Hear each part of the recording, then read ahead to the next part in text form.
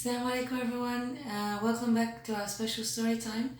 In this story time, we're going to talk about one of the Sahaba, and actually, it's one of the Sahabiyat, one of the women of the companions of the Prophet ﷺ, and one of those who also was promised paradise in their lifetime. So, I purposely chose a female Sahabiya this time, or female companion, because a lot of the times we focus on the male figures of the Sahaba, but we forget that also there were a lot of women who did so much for the sake of Islam and were a reason for Islam to spread and to be victorious and to be successful. So we want to highlight on these amazing women as well. Today, inshallah, I'm going to be talking to you about the story of Aisha bint Abi Bakr. Now, it's a bit of a long story, so I'm going to break this up into two parts. Okay, so we'll get started with some hadiths or things that were mentioned about Aisha radiallahu anha. The precedence of Aisha over women is like the precedence of tharid, a popular Arab dish, over all other foods. Meaning, if you compare Aisha radiallahu anha to the rest of the Muslim women or other women in general, she would be as if you're comparing a very special dish that Arabs loved so much, if you compare that to other foods. Meaning that she has such a high status and she was such honor and much better than everything else or other women around her, just like this food is the Arabs consider it better than other food. I believe tharid is a type of feta.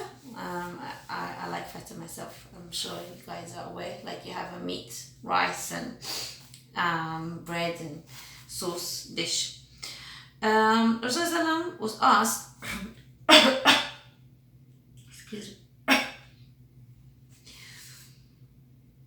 Sorry about that. He was asked by Amr ibn al-As one day, who is the most beloved of people to you?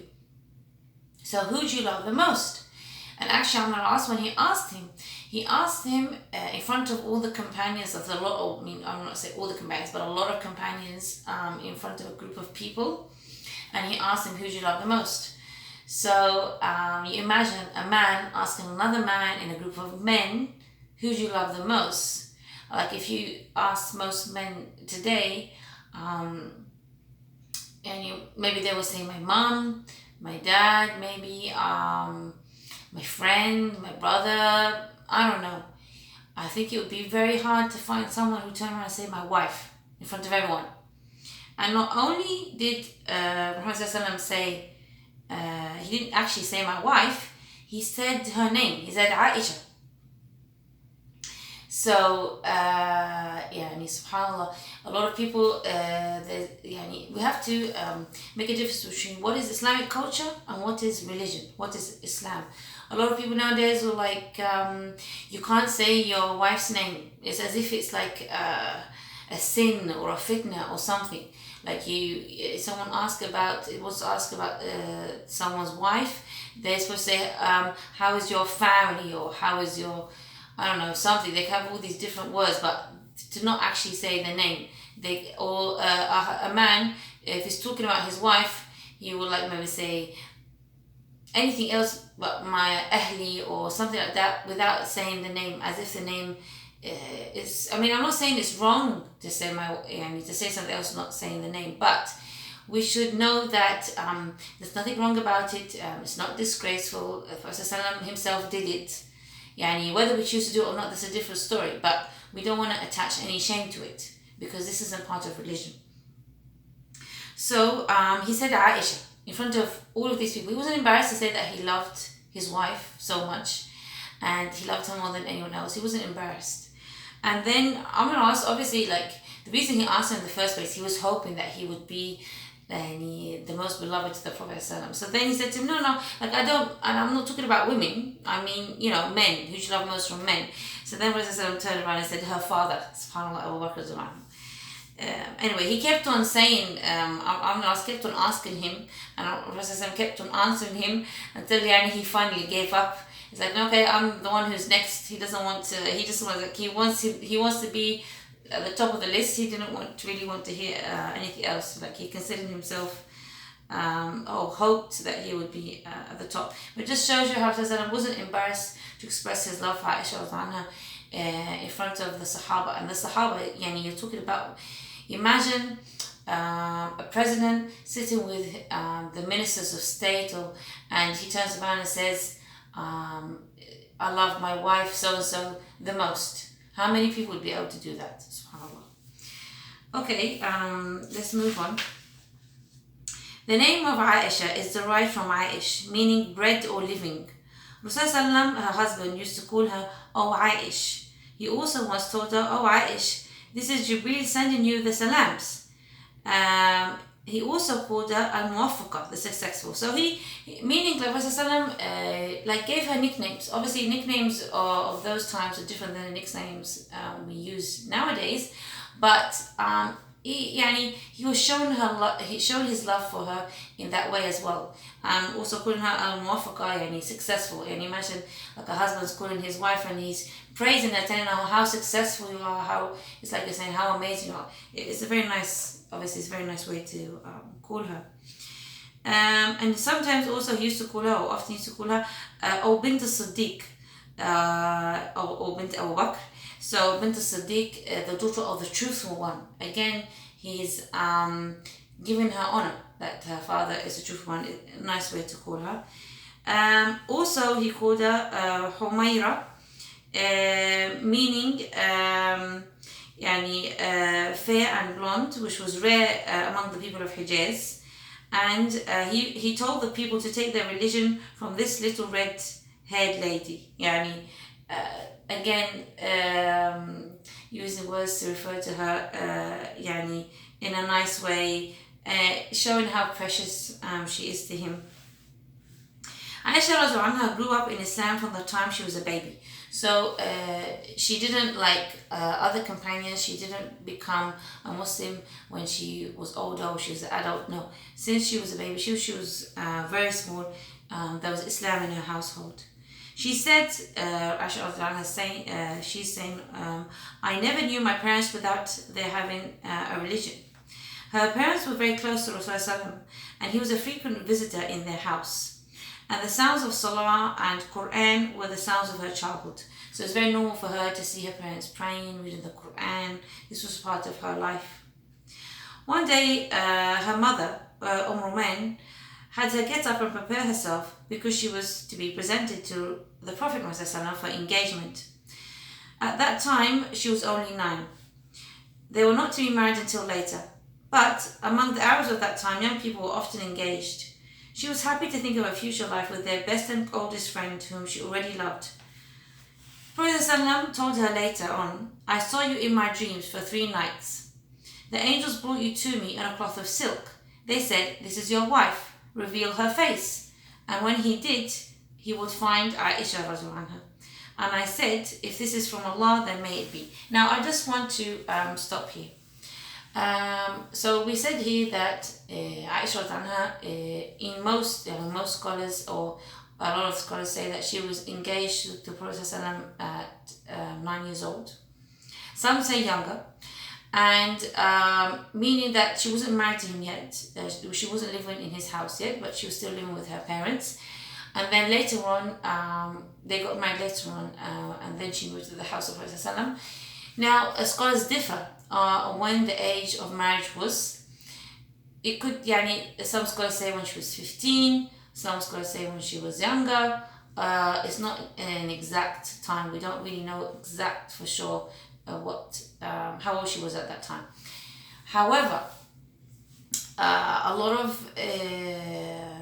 of Orientalists or non-Muslims, they like to attack the Prophet ﷺ from this angle, saying how could a young girl of that age be married to a man much older than her.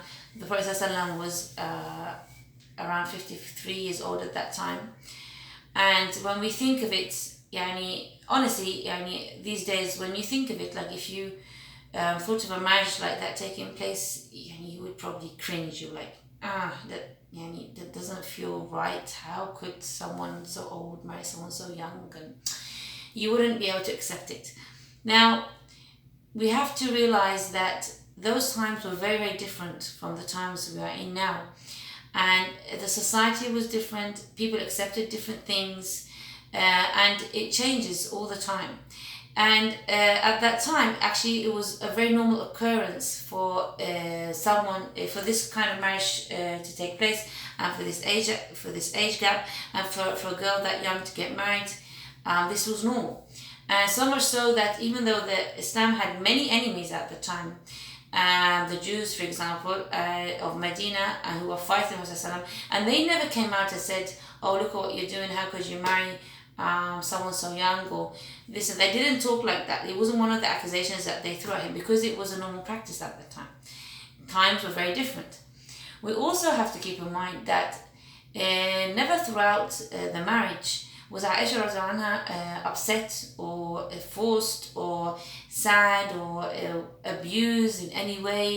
Not at all. She was very happy to be married to the Prophet ﷺ. She loved him very much. The Prophet ﷺ loved her very much. They had a very, very loving relationship. So they were happy. This is something very important to keep in mind. We're not thinking here of someone being forced into something, being abused. It's not like that. Also, the way people developed at the time were different. Even nowadays, there are a lot of girls who reach puberty at a very young age. Maybe they're 9, maybe they're 10 years old, and so forth. And they're pretty much girls. It's well known that they develop much quicker than boys. They reach puberty faster, and in Islam, when a child reaches puberty, they are an adult in the sight of Islam. All the obligations of Islam and all the responsibilities of Islam are put in place, and they exercise their lives as adults. So even and obviously, as you know, when a child hits puberty, their body changes, and girls or boys, they take in a form of an adult now. So we don't want to be thinking like, I don't want it to be, you be thinking like, when you think of like 9-year-old or 13-year-old or 14-year-old, I don't want images come to your mind of people that you know, and then you straight away say, okay, this is a young child who's so young, and there's no way that she would want to be married at that age, or no way that she would understand what's going on, and then you start comparing that to Aisha radiallahu anha. Aisha radiallahu anha was happy. It was a successful marriage, and there was wisdom behind this marriage, and Allah subhanahu wa ta'ala decreed it for very good reasons. We speculate to the reasons. Obviously, Allah knows best in His wisdom, but it will be obvious throughout the story of Aisha radiallahu anha, the wisdom of their marriage. So this is just something to keep in mind before we continue, inshallah. Okay, after migration to Medina, Aisha radiallahu anha lived with her parents until the Battle of Badr. So at the time of the Battle of Badr, it was decided that she was old enough now to move to the house of Rasulullah as his bride. So there was the engagement first, meaning it's just a promise of marriage. And then later on is when she was older, that's when they got married, and she moved to his house. Aisha was very young. She was still young when she married the Prophet, and she would play with her friends for a long time after they got married. And subhanAllah, Rasulullah understood this, and he let her friends come and visit her. She used to play with the girls when she was at the Prophet's house, and he would allow his friends to go in and play with her, and sometimes they would play with dolls, and her friends would join her.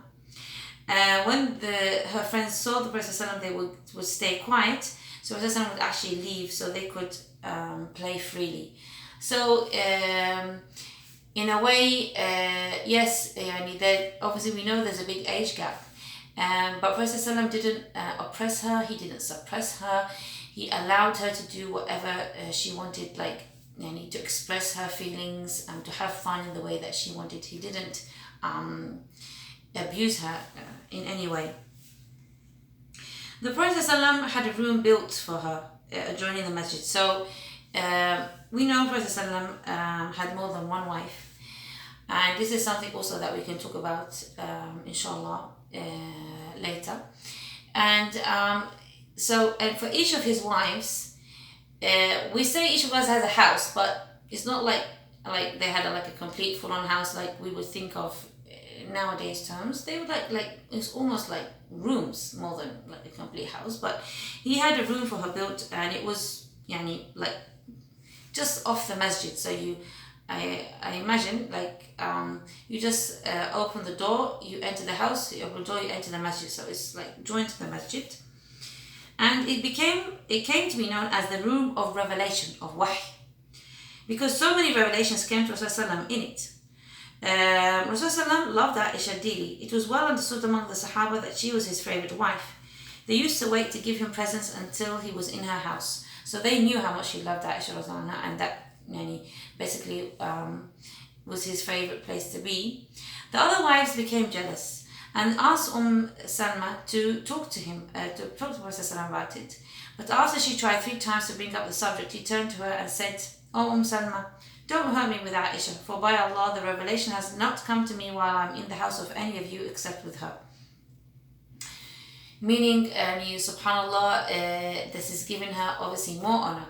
That when Jibreel alayhi salam comes down with the Quran, he comes down with the Quran when he's in the house of Aisha radhiyallahu anha, and it didn't happen with any of the other wives. So obviously this is an extra honor that Allah subhanahu wa ta'ala gave her. Aisha radhiyallahu anha was at the center of public life in Medina for well over 50 years. A great deal of attention, good and bad, was paid to her because of Rasulullah's love for her. Things happened when they were together that affected all the Muslims. For example, one time, she was with him on a campaign in the desert, and she lost a necklace that she had borrowed from her sister.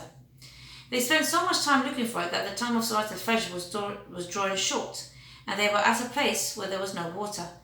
People began to complain that Aisha was responsible for making the Muslim army miss the Salah.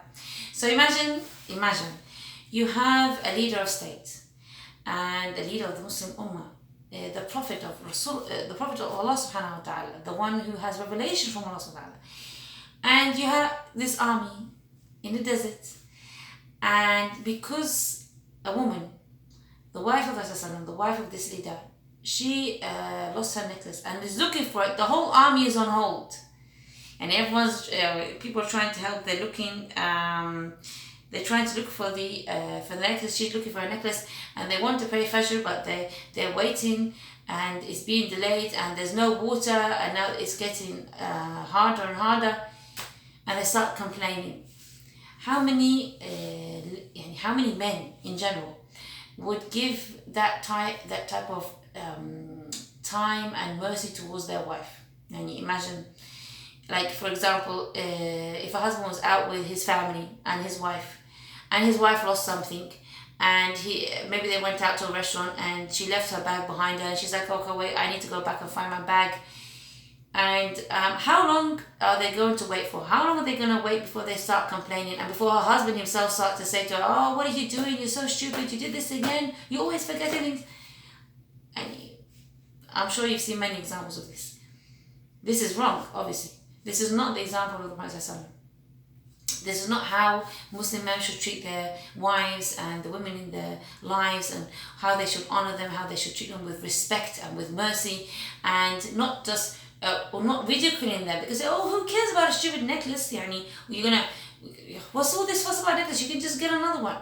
No, because it was important to her, it was important to him. This is the kind of attitude that Muslim men should have towards the women in their lives. We should have this towards each other in general, but men should be extra merciful towards women. Maybe you think this is something trivial. Yes, it might be trivial to you.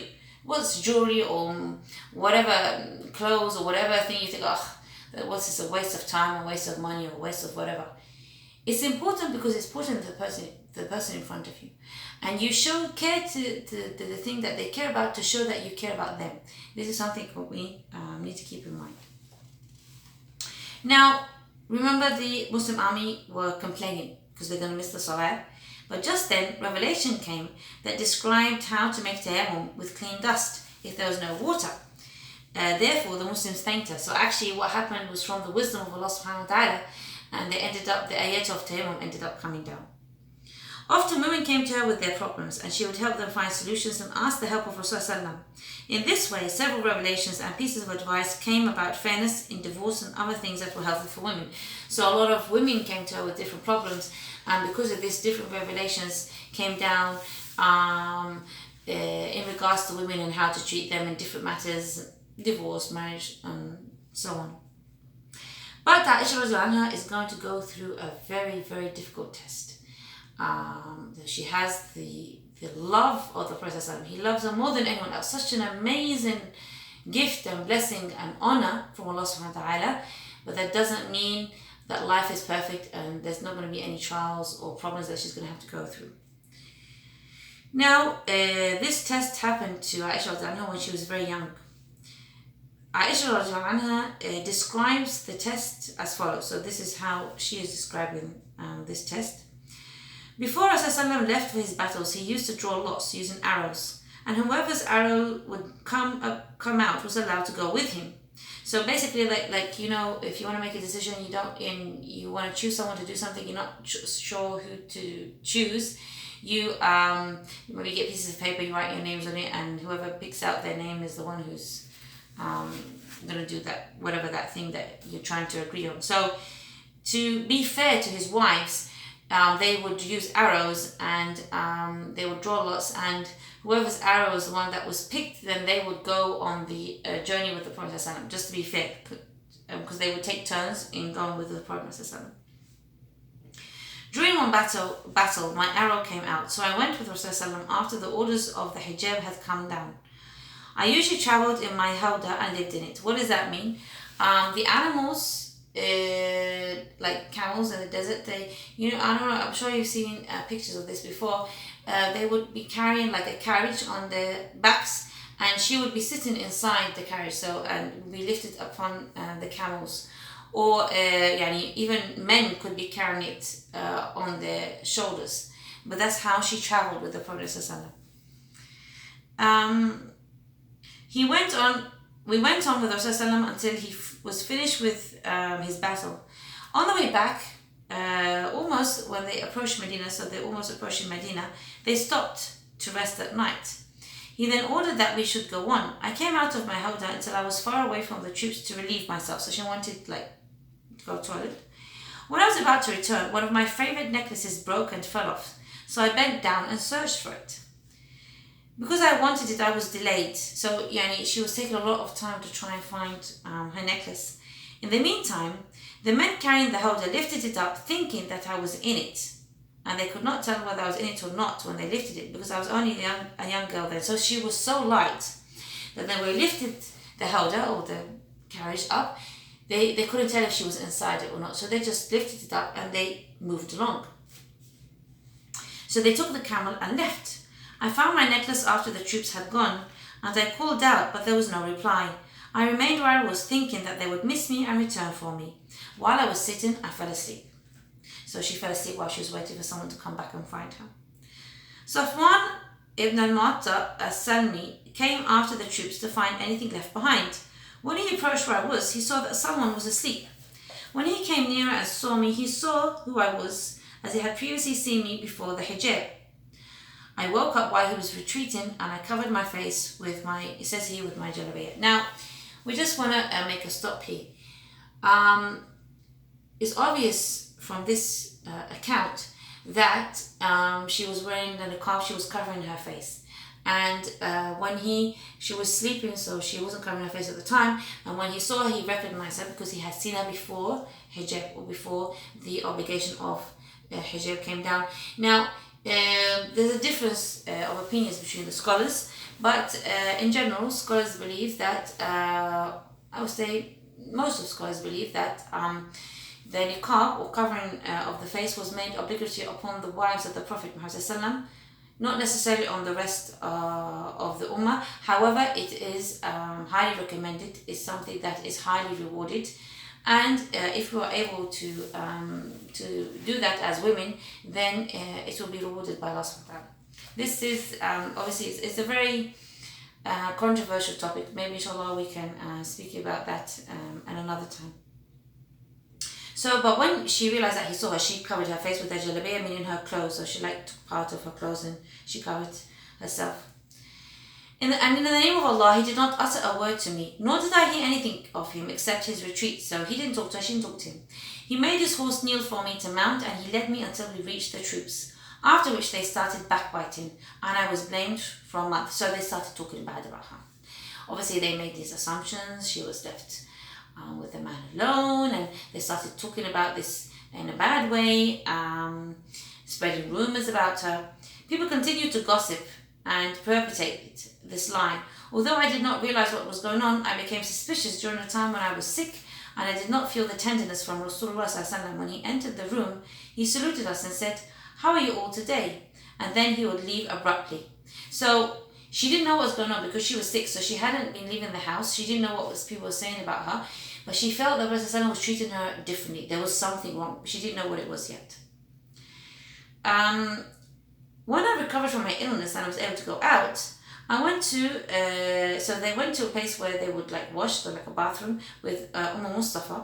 And she said, "Have you not heard what is being said?" And I asked, "What is being said?" She then told me about the people who were telling the lie about her. And after hearing this, I became more sick than I was before. So until that point in time, she hadn't realized what people were saying about her. But now she's starting to realize, oh, they're spreading this horrible rumor about her. Soon after I returned home, Rasulullah entered and said, "How are you all?" I said, "Would you allow me to bring my parents?" So she asked for her parents to come over. "I now want to know of this news from them." Rasulullah gave me permission to bring my parents. I told my mother, "Mother, what are people talking about?" Her mother said to her, "Daughter, take it easy, for by Allah, it is very rare that a woman as beautiful as you and as loved by her husband as you are loved by Rasulullah does not have a lot of women gossiping about her." So people are going to feel envious, they're going to feel jealous, and unfortunately, a lot of time it's normal for them to start saying bad things about other people if they're feeling that jealousy in their hearts. And I said, "SubhanAllah, people have talked about this. I cried all night until there were no more tears and no more sleep." Obviously, this was very, very heavy on her heart. It was any honorable woman, if she is accused with something like this, it would be terrible and terrible for her to, and unacceptable, and very hard for her to deal with. With no revelation coming to dispel the suspicions, Rasulullah asked two of the Sahaba what he should do. Ali ibn Abi Talib and Usama ibn Zayd. Usama ibn Zayd said to Rasulullah that he knew the innocence of his family and all the good that he knew about them, so he didn't believe that this was true. And he said, "Oh Rasulullah, of your family we know nothing except good about them." And at the end, if you remember at the beginning, we said Rasulullah had 3 dreams about Aisha being his wife. The angels giving him this glad tidings from Allah that she's going to be his wife. So it's something that Allah ordained. Allah chose Aisha for him. And Ali he suggested to Rasulullah, "Why don't you ask her maid and she will tell you the truth?" So Rasulullah called her maid or her servant, Buraida, and asked her, "Buraida, have you seen anything suspicious?" She said, "No. By the name of he who has sent you with the truth, I have seen nothing about her to complain about." So, except that sometimes she carried on that sometimes she falls asleep easily. So, she testified that she saw nothing bad from Aisha. The Prophet ﷺ then went on the mimbar. The mimbar in the mosque is where they stand and make the khutbah, and said, "O Muslim people, what would you say about a man who has spoken ill of the people of my own house? For by Allah, I know nothing about my family except what is good about them, and they have spoken about a man whom I know nothing but good about, and who has never entered my house except with me." Now, he's telling the people, I know nothing but good about my wife. And the man that you're accusing as well, I know nothing but good about him either. And he's never entered my house except with me. Imagine the distress and the sadness and the difficulty process I was going through. He's the head of the Ummah, of the Muslim Ummah. People are accusing his wife. People are talking about it. They're gossiping. They're spreading rumors. And he has to go in front of everyone and address this issue. And I want to stop here as well and point out something. Allah subhanahu wa ta'ala, if He wanted, He could have sent down revelation straight away. Quran could have come down straight away to prove that Aisha anha was innocent. But Allah didn't do that. It took a while for this to happen. Why? Why would Allah subhanahu wa ta'ala leave the Prophet and Aisha in so much distress and sadness, and her family and the Sahaba were distressed? Why? Actually, you can see a very beautiful wisdom behind this. The people used to accuse the Prophet that he used to write the Quran with his own hand. The enemies of Islam, the ones who didn't want to believe. And if revelation had come down quickly, then they could have said, yeah, Rasulullah just wrote something himself, because they said that he wrote the Quran and he wrote it to acquit his wife. At the same time, if he did write the Quran with his hands, if he was the one who wrote the Quran, wouldn't he just write something out and not go through all of this distress and these his honor being talked about in this way? And he could have just write an ayah and say, Aisha anha is innocent and be over and done with. But obviously the revelation came from Allah subhanahu wa ta'ala. He couldn't do that. So this delay is actually proof that the revelation came from Allah, not from the Prophet, because he could have easily solved the situation if he wanted to, if he was the one who was writing the Quran and stuff, which he did. So this is actually proof of the Prophet of the Prophet. So in this we see that in every difficulty there is goodness. Whether we can see it or not, sometimes we can't see it. But we have to trust in Allah. If we're doing the best we can to make Allah happy, then and stay on the right path, inshallah, Allah will help us out of every difficulty. Inshallah, next time we'll continue the story and we're going to see what is going to happen with Aisha anha. Thank you very much for joining me.